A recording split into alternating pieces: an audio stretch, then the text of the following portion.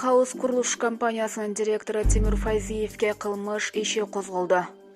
Elite House kuruluş компаниясынын негиздөөчүсү жана башка директору Тимур Файзиевке кылмыш иши козголду. Бул тууралуу 1-май райондук сотунан маалымдалды. Маалыматка караганда Файзиевдин кайда экени белгисиз болгондуктан 1-май райондук сотуна Файзиевдин баш коргоо чарасы сырттан каралсын деген өтүнүч келип түшкөн. Алдын ала маалыматтарга караганда Файзиев жазык кодекстин 319-беренесинин 1-бөлүмүнүн негизинде коррупция боюнча шектелүүдө. Булак Макстова. Кыргызстандан жоголгон 20 жаштагы кыз Россиядан табылды. Bir жумадан бери дайынсыз болуп жаткан 20 жаштагы кыргызстандык кыз Россия Федерациясынын аймагынан табылды. Маалыматты ИИМдин Россиядагы өкүлчүлүгү тастыктады.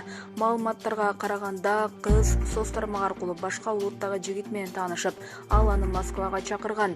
Кийин ал бардык аккаунттарын өчүрүп, жакындарына айтпастан Москва шаарына учуп кеткен. Билетти болжолдуу түрдө ошол бала сатып берген. 21-май күнү кыз үйүнө келген эмес, 22-майдан тарта жакындары аны издеп баштаган. Ал эми 26-майда кыз Россиянын аймагынан ИИМдин Россиядагы өкүлчүлүгүнүн кызматкерлери тарабынан табылып, жакындарына тапшырылган. Булак Спутник KG. Биринчи айым Айгүл Жапарова коронавируска каршы вакцина алды. Кыргызстандын биринчи айымы Айгүл Жапарова коронавируска каршы вакцина алды. Бул тууралуу президенттин маалымат кызматынан билдиришти. Жапарова вакцинанын кайсы түрү менен эмделгени айтылган жок. Белгилей кетсек, Кыргызстанда 65 жаштан жогорку курактагы адамдарга Россиялык Спутник В вакцинасы сайылса, калгандары Кытайдын препараты менен эмделүүдө. Булак Спутник KG.